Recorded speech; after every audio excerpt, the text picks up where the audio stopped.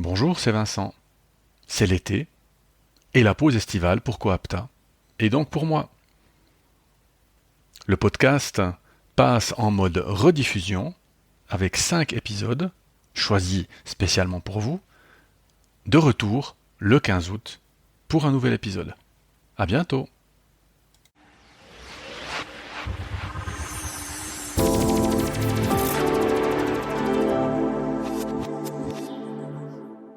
Bonjour, c'est Vincent, bienvenue sur Leadershift.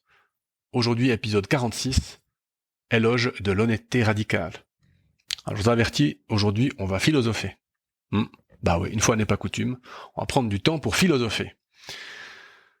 Alors, d'où me vient cette idée de vous parler de l'éloge de l'honnêteté radicale? L'honnêteté radicale est un concept connu, un auteur américain a publié une dizaine de bouquins en 10 ans sur le sujet. Bon, très bien. Mais c'est pas pour ça. En fait, c'est parce que une personne que j'ai en formation, merci Charles, me disait que lui, il applique une maxime qui est droit au but, ensuite on discute. Voilà, alors ça rime, c'est mignon, ça me va bien, et en réfléchissant un petit peu à ce que ça signifiait pour moi, ce droit au but, ensuite on discute, je tombe sur ce concept d'honnêteté radicale, enfin je fais un lien avec ce concept d'honnêteté radicale que je connaissais par avant. Alors cet épisode sera un peu différent puisque on va utiliser des mots, beaucoup de mots différents. On va parler d'origine des mots, de définition, de synonymes, d'antonymes, de contraires. Et donc ça sera un petit peu différent. Ce sera différent aussi parce que ce que je vous propose de faire, c'est de prendre le temps, en écoutant l'épisode, de vous asseoir ou de vous mettre quelque part, prendre une feuille de papier devant vous et puis de faire deux choses. Enfin trois, écoutez, mais ça, si vous êtes là, c'est que vous êtes en train d'écouter, mais surtout notez les mots qui vous parlent. Et faites ça en style mind map, si vous voulez. Donc vous savez, c'est ces espèces de cartes où on dessine un mot, et puis ensuite on fait un trait avec un mot auquel on pense par rapport au premier, et puis on fait des associations comme ça. Et puis pour chacun des mots qui vous parlent, notez des personnages, des noms de gens que vous connaissez. Ça peut être des personnages fictifs, des personnages de cinéma, de littérature, votre père, votre mère, qui vous voulez. Et vous aurez à la fin de l'épisode, une espèce de map de l'honnêteté radicale selon Joseph, selon Joséphine. Est-ce que vous êtes prêts? Bon, on y va. Alors, honnêteté radicale. On commence par honnêteté. Alors, l'origine du mot honnêteté, c'est le latin honestas, qui a donné honnêteté, sans grande surprise, mais honnêteté qui vient du latin honos, que nous, on a traduit par honneur. Honos, en latin, veut dire dignité, grâce, honneur. Bon. Alors déjà, c'est intéressant, on voit qu'il y a un petit glissement d'honnêteté vers honneur. Honneur et l'honnêteté, pas tout à fait la même chose. Définition d'honnêteté, droiture, franchise, intégrité, honneur. Bon, on retrouve les deux. Alors, si on creuse un petit peu, droiture, franchise, intégrité, honneur, voyant du coup honnête, parce que honnêteté. Quelqu'un d'honnête, c'est quelqu'un qui se conforme aux lois de la probité, du devoir, de la vertu. Alors, faut de nouveau déplier tout ça. Alors, probité.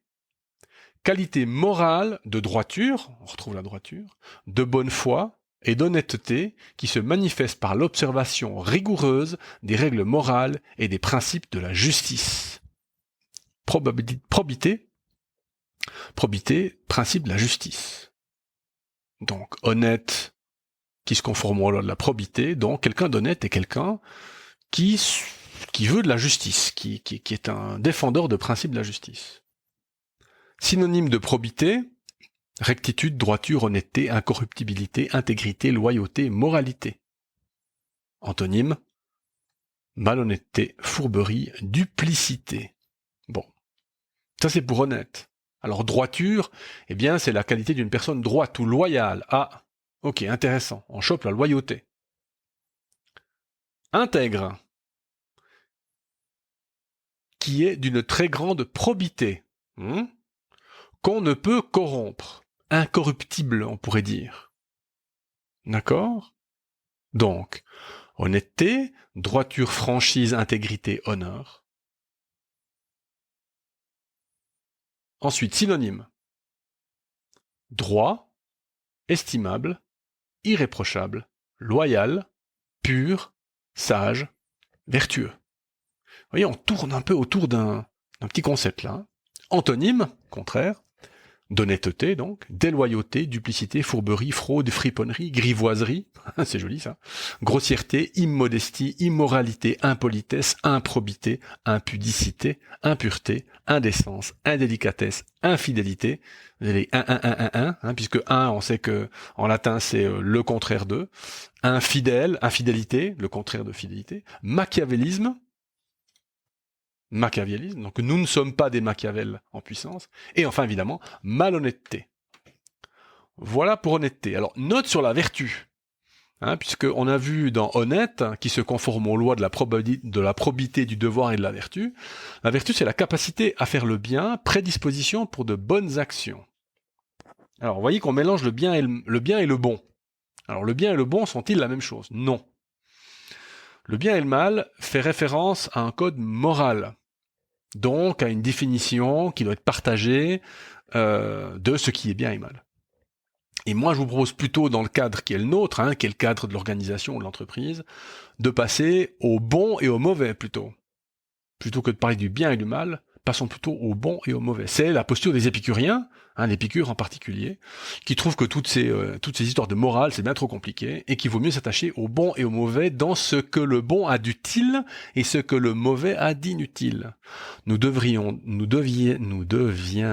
donc, pas facile à dire, des utilitaristes. Alors c'est une posture philosophique, il y en a d'autres. Et donc, si nous voulons être vertueux, nous devons nous attacher à ce qui est utile. Bon, ça c'est pour honnêteté. Alors qui imaginez-vous?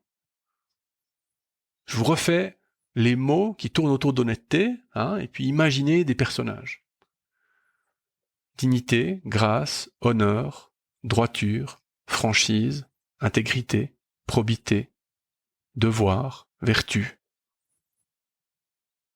rectitude, incorruptibilité, intégrité, loyauté, moralité. À qui pensez-vous? Moi, j'ai en tête une figure droite, une anti-girouette, quelqu'un de solide, quelqu'un qui va pas, en fonction des situations, changer son fusil d'épaule, changer d'avis, etc. Ok, ça c'est pour honnêteté.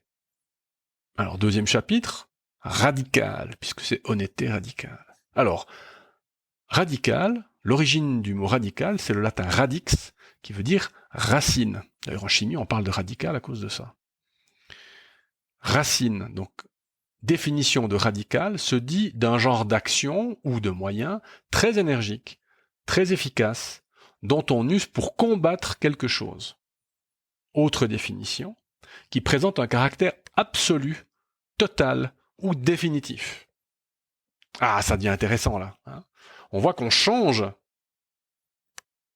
de domaine avec radical par rapport à honnêteté. Bon. Synonyme: absolu, capital, complet, drastique, efficace, extrême, fondamental, héroïque, idéal, irrévocable, parfait, total. Contraire, antonyme, palliatif, comme les soins palliatifs. Les soins palliatifs, c'est quand on peut plus rien faire d'autre, on s'attache à diminuer la souffrance des gens. Et nous, quand on est radical, c'est pas ce qu'on veut faire. Nous, on veut guérir les gens. Donc vous voyez qu'il y a une espèce de... C'est un peu Don Quichotte, quoi. Il y a un petit aspect radical, on va se battre, on y va et on fonce. Alors qui imaginez-vous quand vous entendez ça? Alors je vous relis les mots. Énergique, efficace, utilisé pour combattre quelque chose, absolu, total, définitif, capital, complet, drastique, efficace, extrême, fondamental, héroïque, idéal, irrévocable, parfait. Qui imaginez-vous? Moi, j'ai un guerrier.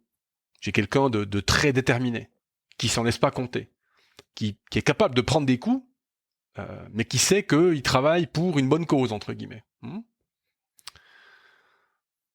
Bon, du coup, honnêteté radicale, vous faites la somme des deux images que vous avez, et moi j'obtiens un chevalier arthurien. Alors pas Perceval, si possible, Perceval le Gallois, mais le chevalier arthurien dans toute sa splendeur, dont on a l'impression en fait qu'il se balade dans la campagne bretonne vraisemblablement, ou normande, je sais pas, pour sauver la veuve et l'orphelin, le preux chevalier. Bon. Équivalent féminin, une Amazone. Alors pas Jeff Bezos, s'il vous plaît, pitié, mais une Amazone. Hein, donc aussi une chevalière, si vous voulez, avec la même, avec peut-être plus de férocité chez l'Amazone que chez le chevalier. Hein. Bon. Alors, du coup, comment est-ce que c'est relié à ce que nous sommes, si nous sommes des leaders? Eh bien, parce que justement, c'est une image possible du leader, l'image que vous venez de dessiner, le chevalier arthurien ou l'Amazone. Ce sont des images possibles de leader. Alors, contre quoi nous battons-nous? Contre quoi nous battons-nous en tant que chevalier arthurien ou Amazone? Eh bien, cherchons du côté des antonymes. On se bat contre le mensonge, la tromperie, le mercurochrome sur la jambe de bois, les petites solutions, les compromissions, l'évitement des décisions. Bon. Et qu'est-ce qu'on promeut? Eh bien, l'honnêteté radicale. Alors, je dois quand même vous donner la définition un peu plus officielle de l'honnêteté radicale, après qu'on ait fait ce florilège vocabularistique. La technique de l'honnêteté radicale, en fait, ça consiste en quoi? Ça consiste à demander aux praticiens de l'honnêteté radicale, donc vous et moi, si vous êtes d'accord, d'exprimer leurs sentiments sans ménagement et de manière directe. Droit au but, ensuite on discute, laissant à l'autre la responsabilité, la liberté et le pouvoir de vivre et d'exprimer leurs émotions face à ce qui leur est dit. Et ça, c'est crucial. Nous croyons l'autre responsable et autonome, donc capable d'accepter notre perception des choses. En effet, les personnes sont invitées à se mettre en connexion avec leur ressenti corporel, puis à exprimer ce qu'elles ressentent pour permettre à l'émotion d'être vécue, reconnue et de s'apaiser. On sait que de dire une émotion permet de l'apaiser. Donc les personnes peuvent s'exprimer aussi sur ce qu'elles pensent, pas seulement sur ce qu'elles ressentent, mais en assumant et en étant sûr, en discernant totalement le fait qu'il s'agit là d'une pensée et pas de la réalité. C'est pas parce que je dis ce que je pense que j'impose ma réalité à l'autre. Chacun partage donc à l'autre son monde intérieur, y compris lorsque la vérité est, entre guillemets, mauvaise à entendre. Donc dans ce cas, vous voyez, c'est intéressant, c'est que, et ça va bien avec l'image qu'on s'est fait, honnêteté radicale, radical n'est pas le synonyme de brutal, parce qu'il y a aussi en anglais en particulier, un brutal honesty, qui est vraiment là, tu coupes à travers, là. Et nous, c'est pas ce qu'on fait. On fait de l'honnêteté radicale. D'accord. Donc dans radical, il n'y a pas de brutalité, il n'y a pas d'obligatoire non plus. Honnêteté radicale, ça veut pas dire je dis tout le temps ce que je pense à tout le monde. Il y a une question de choix, des batailles à mener, donc je suis pas Don Quichotte dans ce cas-là. Par contre, je suis un chevalier qui, s'il voit alors une injustice, tous les synonymes qu'on a vus d'honnêteté radicale, eh bien je vais me lancer dans la bataille, entre guillemets. Alors, qu'est-ce que ça donne au niveau de l'action pour le leader chevalier? Ce serait un nouveau type de leadership, ça. Je suis pas sûr que ça aurait beaucoup de succès. Mais bon, eh bien, l'honnêteté nous forcerait aux actions suivantes. Je fais ce que je dois et ce que l'on attend de moi. Et en tant que cadre en particulier, ben oui, ça veut dire donner des feedbacks, comme on l'a vu par ailleurs. Je dis ce que je ressens et ce que je pense. On l'a vu, on vient de le voir. Je suis de bonne foi, je ne cherche pas à tromper. Je ne suis pas un politicien machiavélique. Je suis digne, gracieux dans la défaite, magnanime dans la victoire. Si je perds un argument, si j'ai pas obtenu une ressource que je voulais, je suis gracieux dans les faits et je continue à me battre pour ce que j'estime bon. Magnanime dans la victoire. Si j'ai gagné quelque chose, je ne le fais pas sentir au reste de la population, au reste des collègues et des collaborateurs. Et donc je veux ce qui est bon, donc ce qui est utile. Je fais ce que je dois. Je dis ce que je ressens et ce que je pense, je suis de bonne foi, je suis digne, je veux le bon. Ça, c'est pour l'honnêteté. La radicalité, maintenant, qu'est-ce que ça nous pousse à faire? Eh bien, je vise le résultat. C'est pas peu importe le moyen, mais je vise le résultat dans le sens je suis persévérant dans le résultat. Je me bats, alors pas contre les comportements, jamais contre les gens. C'est-à-dire, toujours contre les comportements, jamais contre les gens. Je ne me bats pas contre les personnes. Radicalité, ça veut aussi dire que j'y déroge pas. Mon honnêteté radicale, c'est quelque chose que je fais pas de temps en temps. C'est quelque chose que quand j'ai choisi de le faire, en fonction des sujets, je le fais vraiment. Je suis honnête radicalement. Et puis l'idée, c'est de faire un effet aussi. Alors, en toute humilité. Hein, je suis pas Jeff Bezos, mais je veux obtenir un effet, une prise de conscience, quelque chose qui change. Donc la radicalité, je vise le résultat, je me bats, je n'y déroge pas et je fais un effet. Voilà, honnêteté radicale. Vous voyez que c'est un concept qui fait un peu vieillot. Hein, on voit ces vertus chevaleresques. Hein. D'ailleurs, c'est marrant si vous cherchez le mot de vertu sur Google, vous avez un petit graphe qui vous montre sa popularité en fonction des âges. Ça commence en 1850, je crois, ou 1800. Et il y a une décroissance phénoménale du mot. Aujourd'hui, plus personne parle de vertu. Alors qu'à mon avis, c'est un mot intéressant parce qu'il nous évite le problème des valeurs morales et nous pose plutôt la question de l'action. Et donc l'honnêteté radicale, pour moi, serait un type de vertu, ou permettrait d'être vertueux. Donc, voilà, l'honnêteté radicale, un concept que je trouve intéressant, parce que je sais que cette honnêteté radicale, j'en suis convaincu, améliore la qualité des conversations que nous avons entre nous, et que nous savons que c'est la qualité de nos conversations qui détermine une partie de notre futur. Hein, la qualité de nos conversations détermine la culture, la microculture dans laquelle nous évoluons, dans notre famille, dans notre équipe, dans notre département, dans notre entreprise ou notre organisation. C'est la qualité de ces conversations-là, la qualité. Et comment voulez-vous avoir une qualité de conversation s'il n'y a pas un minimum d'honnêteté et un minimum de radicalité? Voilà, je vous laisse avec ça. Je vous souhaite une bonne semaine et je vous dis à la semaine prochaine. Ciao.